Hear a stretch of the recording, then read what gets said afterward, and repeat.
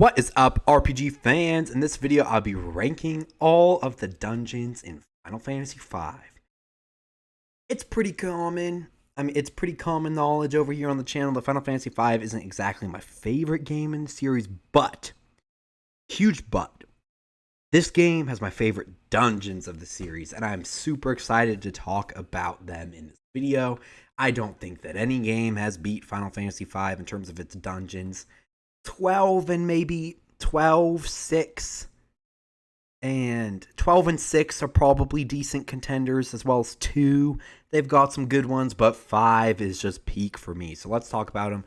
I'm not going to go in this wacky order because I have no idea what happened. I put all the photos in, I ordered them in the right order, and then they came out as this garbage mess. So that's sad. We're going to instead go in the order of my ranking instead of this garbage, so that we can get, an actually cohesive ranking here. So in the F tier, at the very bottom is going to be, wherever it may be, come on, there we go, Jachol Cave.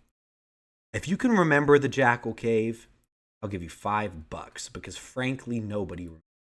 Okay, maybe not $5, because I'm sure there's enough nerds watching this that I'll probably have to drop a couple Jefferson over here.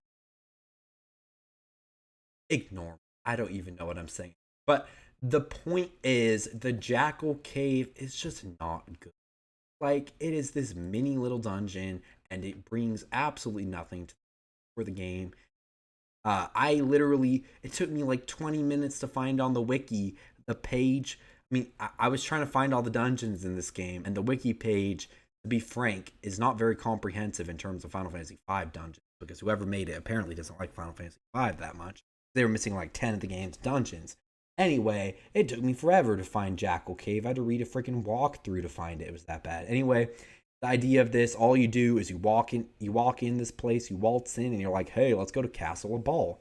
So basically, this is just a passage into the basement of Castle of Ball so you can get Odin during the merge work and grind AP in Bart's.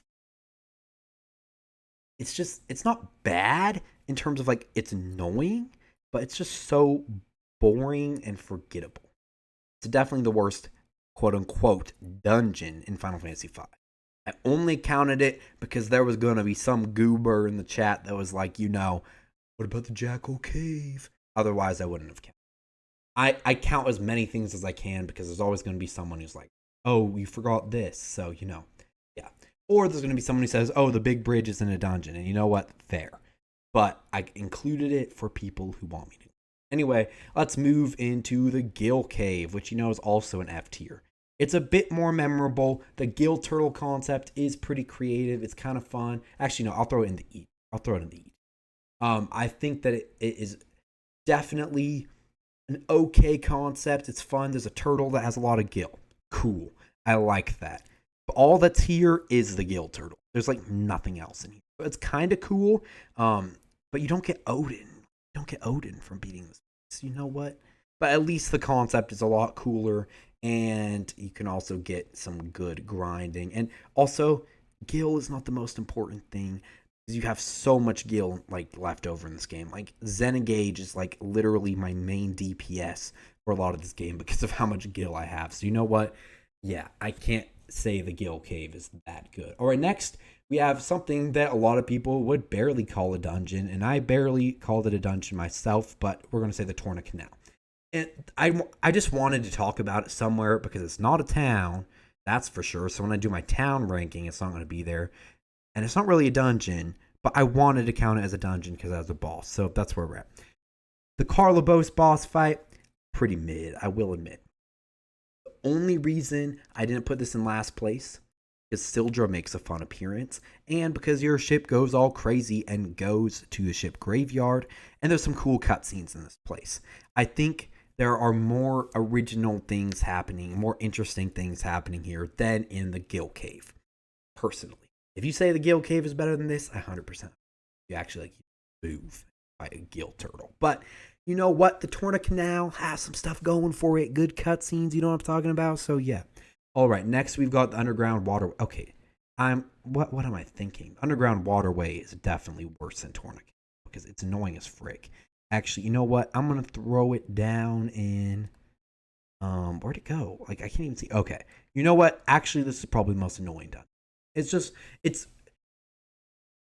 on my ranking in my article on my website. I put it above Torna Canal, but this one is just annoying. Like, it's not, these ones aren't inherently bad. They're just there. This one's straight up annoying. Fall into a pit for no reason and fight the easiest boss in the whole game by using a phoenix down on it, and then it dies. Like, why is this even a dungeon? It's just filler. It is the definition of filler, and boring a filler at that. So yeah, this is easily the worst dungeon. I don't know what me from 2 years ago was smoking crack writing that article, but was it has it really been 2 years? Oh, okay. It's only been 1 year. That's good. But anyway, let's move on from that to the Castle Walse basement, and that is good. Again, some of these things that I'm counting as dungeons, a lot of people just count that as part of Castle Walse, right? But I feel like it's enough of its own identity to actually count as a dungeon, because ranking it with the town would be weird. Anyway, I do like that this mini dungeon houses some good treasures and the boss fight against Shiva. Nice. We get like a time magic spell here if I remember correctly, and yeah, Shiva's good. I don't dislike this dungeon that much. Although 8-year-old me trying to beat this game on a PS1 emulator, I saved during a Jackanapes fight right before I died. Like, I'm saying, like, in the middle of the animation. And I had never saved the game normally because I was a freaking idiot. So basically, I had to restart the game, and I didn't play the game for like 6 more years because I was so pissed off, even though Castle Walse is like for like 3 hours in the game. I don't know.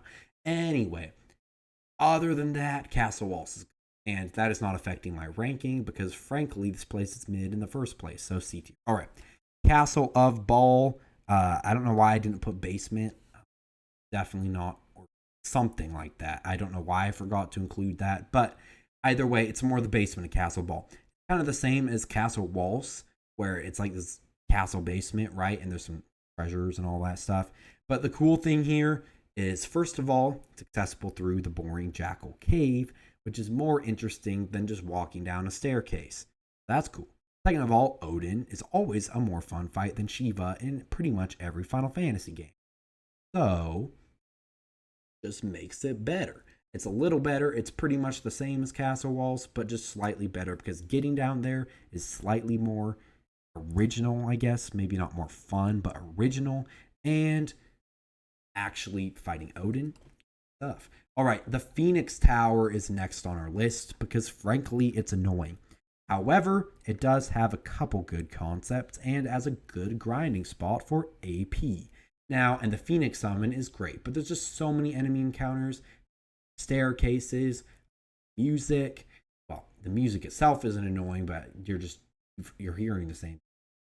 And the lore is kind of cool. The rewards are cool, but it's a slog. It's 30 floors of just moving around. And honestly, it's not even like the Cultist Tower in 6, where at least like each floor is kind of like a small thing. No, it's this whole thing. You'll probably run into like 2 enemies on the way to getting to the next floor. It's just annoying. But it's more original and unique than these other ones, and it isn't just straight up. I still admit Phoenix Tower is a great idea. They just needed to execute it better. There's no reason for this freaking stupid crap, dude. This was fun, but it also just dragged way too long. So yeah. All right, next we've got the Desert of Shifting Sands, and that is a C tier dungeon. There's some cool landmarks in here with the deserted town of Gone and the Pyramid of Moor, so that's cool. In this desert, you like move around some tiles, get through this little quicksand maze, little puzzle, and then you kill the sandworm. And once you kill it, it acts as a crossable bridge where you finish the dungeon. Sandworm fight is pretty unique, pretty fun, and using the sandworm as a bridge is equally epic and terrifying. So that is cool. I like this place. I mean, it's mid, but I still like it. So yeah. All right, Drakenvale is next, and that is also going to be thrown in the C tier. And the big problem here is it just feels like a copy-pasted North Mountain, but with slightly better boss, but way worse cutscenes. Because basically, even the cutscenes are like a rehash in North Mountain. It's all about dragons again. And yeah, it's just not taking it on its own. I would probably say it's more interesting than North Mountain. But since North Mountain already happened and this is just a rehash, I'm going to have to be honest, C tier. But anyway, it's not that much worse than North Mountain because North Mountain is going to be in the bottom of B tier. And the only reason it's a tier above is because it happened the first time. So it introduces the dragon to fly to Walse. It's got a pretty decent character development scene for Lena, who barely gets anything in this game. Okay, she gets some good stuff in this game, but this is one of the better scenes for her, I guess. The dungeon itself isn't too special. The boss is actually pretty nice. Not as good as the Drakenvale one, but still pretty good. Also, Bahamut can be challenged here later in the game. It just is Drakenvale, but better in a lot of ways. Actually, you know what? I take back what I said. Other than the boss, I think this is better than Drakenvale. And also the name. The name and the boss. North Mountain is an awful name. Drakenvale at least tried. So anyway, the Wind Shrine is next. And I want to say the Wind Shrine is better than, but it really isn't. The only thing this dungeon really offers is some cutscenes and the Wind Crystal, which introducing the player to the job system makes this better than all this crap. But anyway, it's not the most interesting. It has some good stuff, but nothing way too special. But still, it's a memorable first dungeon. I'm not forgetting it. I'm not forgetting it exists or anything. I guess that makes it. Also, I think if I remember correctly on my article, I forgot the Pirates Hideout. So let me make sure I didn't. Okay, nope, we still got it. Okay, never mind. Chilling. So next we have got Karnak Castle, which is actually kind of good. And this is not just, castle in general. This is when you're escaping. I should have put Castle Karnak Escape. But a lot of people say this is one of the worst sections in the game, but I actually kind of liked it. I mean, you have plenty of time. It's not that big of a deal. It's kind of fun. Escaping the castle, getting the treasures. I even grinded AP for a while until I had like 30 seconds left. And then I ran out and killed the Iron Claw and made it out with like 3 seconds left, but with tons of AP. I think I maxed out a Berserker the time I was there, if I remember correctly. But it's pretty frightening for people who hate time restraints, and I admit I don't like time restraints. The only reason I went crazy is because I had previously been notified that like you'll have plenty of time if you're. So that's the only reason I took the risk. But I would have liked this dungeon a little better if the time limit was longer because I could grind for more AP. But all around, it's pretty memorable. It's a pretty memorable part of the game. I don't hate it. All right, next we've got the Island Shrine, which is good. You know what? Okay. Island Shrine, then Istory Falls, then the Great Sea Shrine. They're all just about the same for me. Now, I'll elaborate on each of them. But these are 3 of the dungeons that give you the different legendary tablets. Island Shrine is definitely my least favorite of the 4.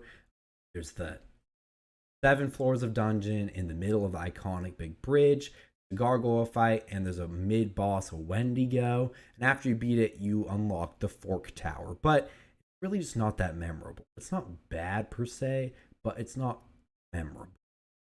And I had to look up floors to even have it be memorable.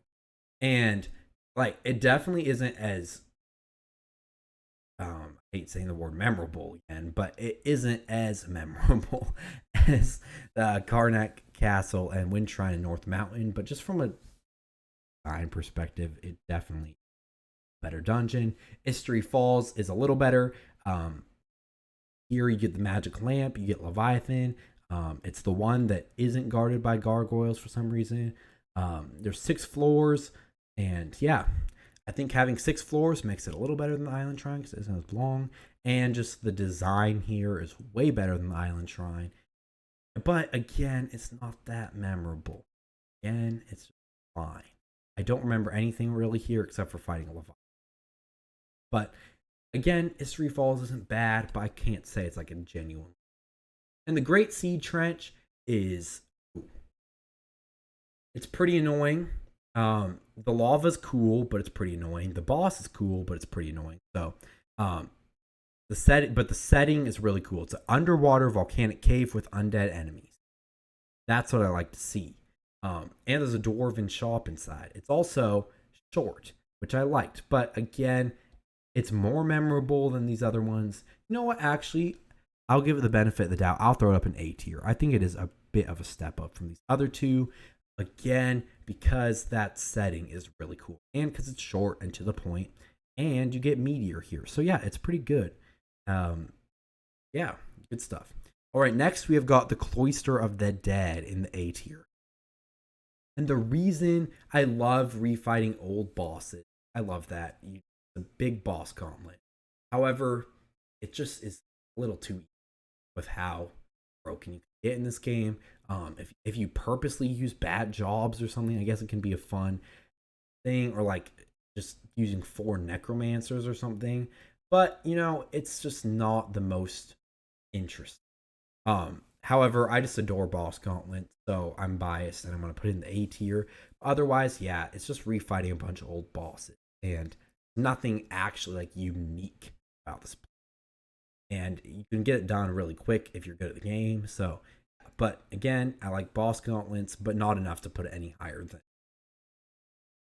or low A tier probably. All right, next we have got the Pirates Hideout, which has a good atmosphere. The gameplay is pretty mid, but the atmosphere is really good.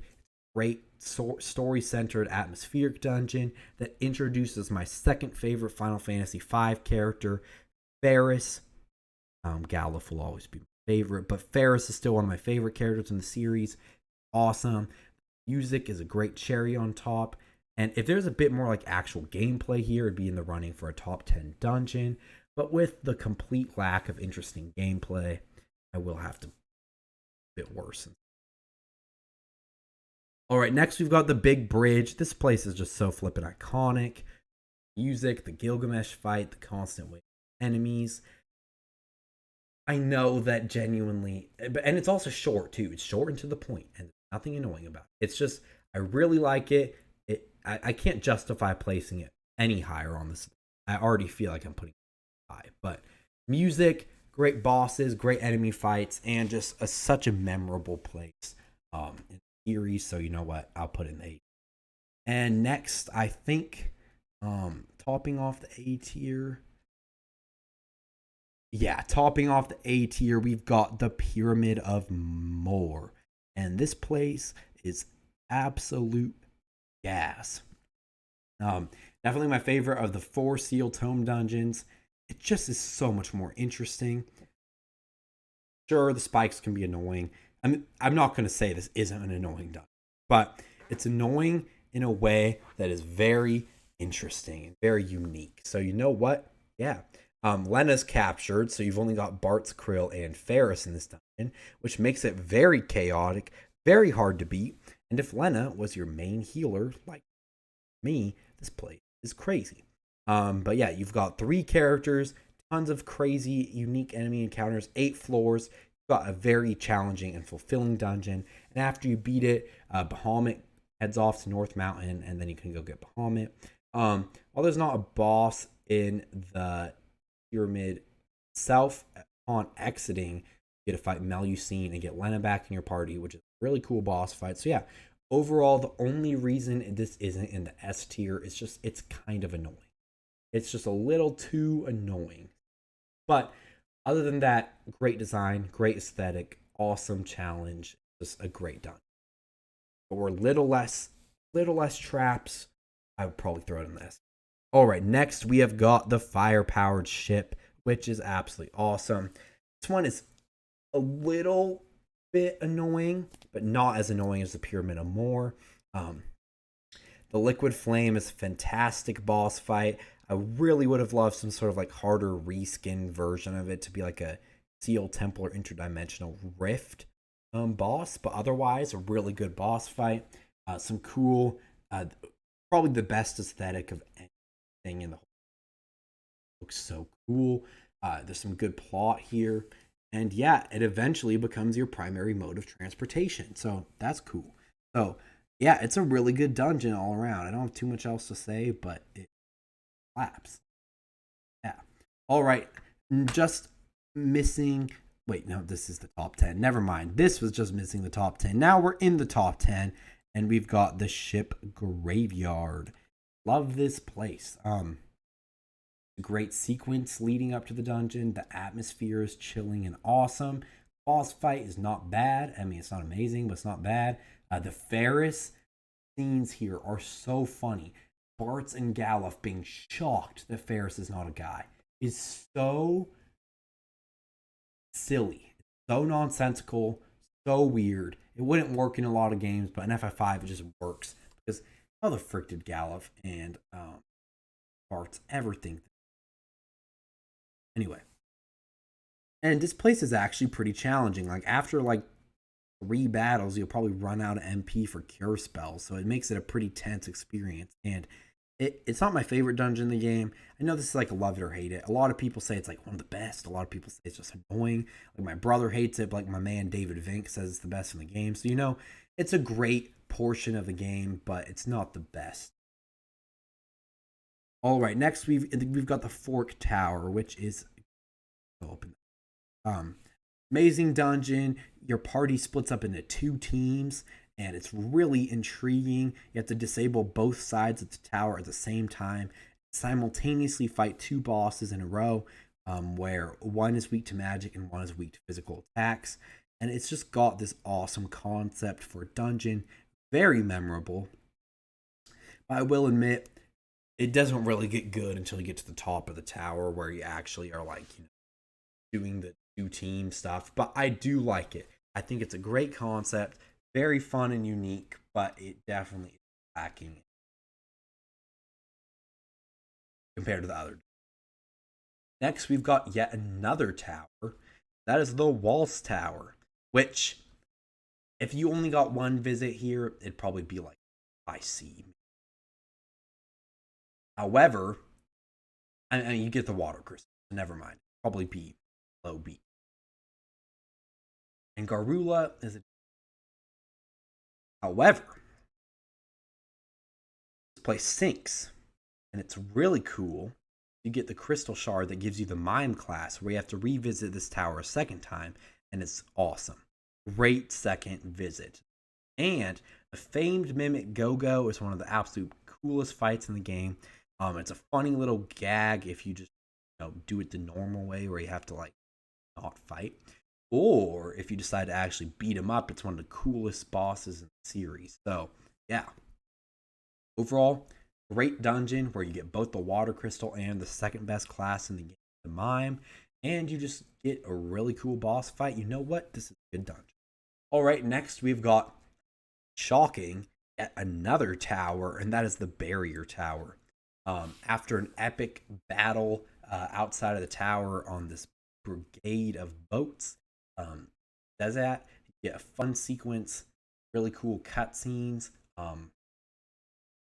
very sad death with a mildly sad death with Zezat, a great dungeon where you have to disable the barrier around Exdeath Castle and Terror, one of the best bosses in the game, Atomos. Great cutscene, like this is a very tense dungeon. Lots of great boss, 2 epic boss fights. You got Atomos and you got a Gilgamesh and Hindu fight, so I guess kind of 3. It just has a great plot, great setting, great battles, and all around is easy. All right, next is the Ronka Ruins, which slaps way too hard. You'll see that there's a lot of S, just because one of my not one of my favorite dungeon line series. But anyway, the dungeon is backed up by the Ronka Ruins, has awesome lore of an ancient civilization, has Soul Cannon, which is one of my favorite bosses in the game. It also has the Archaeoavis boss fight, which is also pretty decent boss. Not one of my, still pretty good. The dungeon also has some awesome blue magic spells. Also the home of the Earth Crystal. Yeah, you've got a great atmosphere. You have to upgrade your airship to reach the place. The perfect finale for the first world. Just you've got the crystals, you've got, I love that you get the last crystal at the end of the first world. Not like FF3 where you get the, sorry, I just had a yawn, but it's not like you get the first crystal, the last crystal like 10 seconds before. Although, I guess in the G, you do get those last few jobs really late, but you still got the sealed temple. So you know what, that's fair. Anyway, now, necromancer. But regardless, you got epic final dungeon for the first world. So many good stuff. Yeah, 2 amazing boss fights, tons of cool blue magic spells, 4th crystal, great atmosphere. All of that makes Ronka Ruins one of the best dungeons. All right, topping off the S tier with the Castle Exdeath dungeon. It's the final dungeon of the second world. Goes out with a fantastic bang. Right off the heels of the Forest of Moor with Krill. It's funny that Krill's first dungeon is the final dungeon world. Like, come on, Krill, die here. But anyway, it's a great dungeon. 2 great boss fights, Gilgamesh and Exdeath. The death of Kelger, an insane event right when you enter where the 2 worlds merge, and that's one of the coolest scenes in the Final Fantasy. It's a pretty good dungeon all around. I think that the surrounding events are cooler. Just the aesthetic and all that's cool. Like the layout is not too, but it is still one of the best dungeons in the game. One of the coolest dungeons in the series. All right, to be completely honest, in all actuality, I've got to make another tier. This is called Enormous Gap. I've been doing this a lot in a bunch of recent videos for some reason. But here we've got this enormous gap because these 4 dungeons are probably, to be honest, like all 4 of these dungeons are probably in my top 5. Like that might be crazy to say, but this game has so many good dungeons. These 4 are just absolute bangers from start to finish. And which one is going to be in 4th place out of these 4? Drum roll, please. Yeah, it's going to be Library of the Ancients in 4th place. And in terms of just aesthetic, probably the best. It just has, first of all, there's 2 bosses. Dungeon has a lot of plot relevance. Really cool. The Seal Tome, finding Mid, the Sages, the engulfment of the library, or world, the library being split in half. This is a bunch of cool stuff. Probably my favorite atmosphere of any dungeon in the whole series. Okay, that might be maybe not that high. One of the best. Lots of books, switches, NPCs, lots of cool stuff. Like, it's literally better than the primary antagonist's castle. That is saying something for a freaking life. You know what? Such a unique dungeon. Any day, we need more. I could do with some more library. Like, only ones I can think of are this one and the one in World of Final Fantasy. This one as well. All right, next we have got the Sealed Temple, which is absolute gas. Amazing bonus stuff. 7 epic bosses, 4 new jobs, tons of interesting areas. It also introduces a Nuo, an immortal wizard. It is his immortality for the power of the void. Power of the void is eventually sealed using the power of the rift. Nuo sealing the dungeon, the Sealed Temple, using the 12 legendary weapons. Exdeath was inspired by the legend of a Nuo, making a Nuo in the end truly the final villain of the game, even above Exdeath. And you know what? He's actually a pretty good presence. Like, for this guy who gets introduced to a bonus dungeon, he's actually pretty intimidating. So after you also get after beating a Nuo, you can go back in, or I think you can do it before, but you beat a Nuo and you've got this cool plot done. It has a pretty good plot.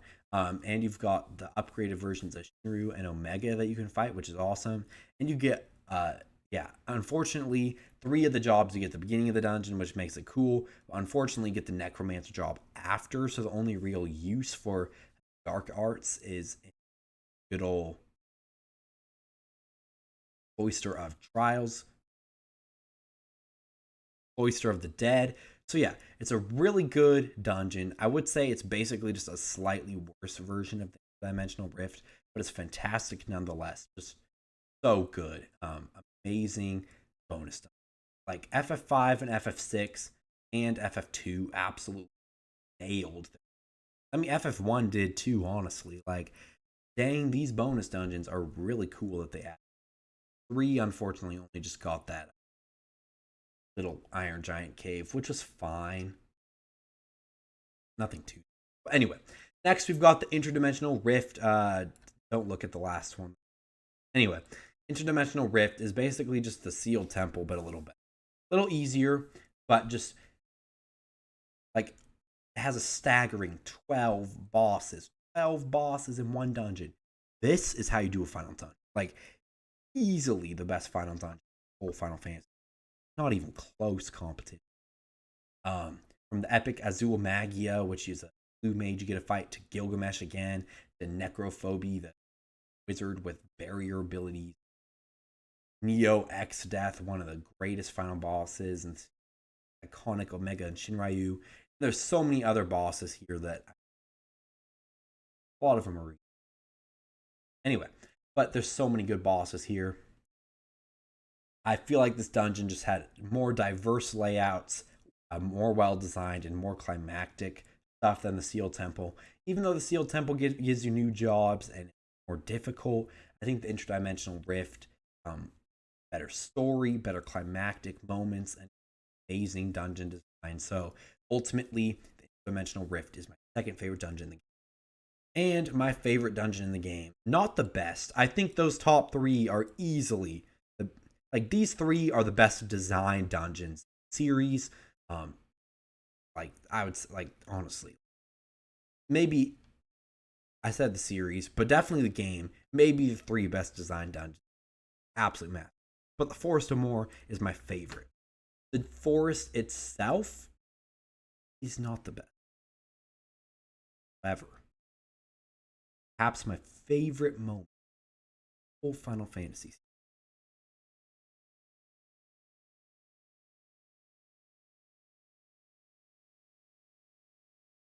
An unassuming forest. I had no expectation. I was like, ugh, forest dungeon. Always so boring. But at the end of this dungeon, and Galuf, top 5 Final Fantasy. So good. Then Exdeath shows up. Galuf. It's this amazing moment where you fight Exdeath alone. You're on 0 health. Keeps fighting to save his friends and his granddaughter. Way better than any death in Final Fantasy IV can tell us. Way better than 2. Way better than Air. Me, it's not even compared. This is like 100 times. Galuf's face off is just not only emotional, but it's honestly inspiring. Bro. One of the best battle in the game. Best scene. Perhaps my favorite moment in the entire Final Fantasy. Even though Final Fantasy V is usually not my absolute game in the series, nothing beats the Forest of Moor. Favorite dungeon in the series, probably because of how good the moment is. I love it so much. I just felt a lot of emotion in the place. This to me is Final Fantasy. Galuf's death scene, so good. And the characters actually like react. They like, I mean, some of them are fine, you know, but here it's so sad. Girl's like, Grandpa, no, you can't die. And then they try to use a phoenix down on him. They finally had the logic to do that, but nope, I forgot. I don't know, bro. I mean, the dungeon design here, the bosses, all that stuff is amazing. But nothing for me can beat the Forest. You know what? I'm even gonna say, add a row above and say best dungeon in the series. I know that might be going over the top, but nothing in the series has ever made me feel as emotional as Galuf's death. And I mean, at least in terms of like sad emotions. I mean, Tidus and kissing underwater, pretty great. But in terms of like Final Fantasy, like this is the best moment, best cutscene in the Final Fantasy. There's some amazing ones, like some of the final battle and like FF12. Like you've got some crazy stuff, like the final sequence of Final Fantasy 15 and all that. But nothing. The only thing that even compares emotionally in the series to Gal's death for me is episode Ignis, Final Fantasy 15. I haven't played 16 yet, but in the end, Gal's death scene. And the dungeon itself is still, I mean, the boss is good, Crystal, but yeah, in the end,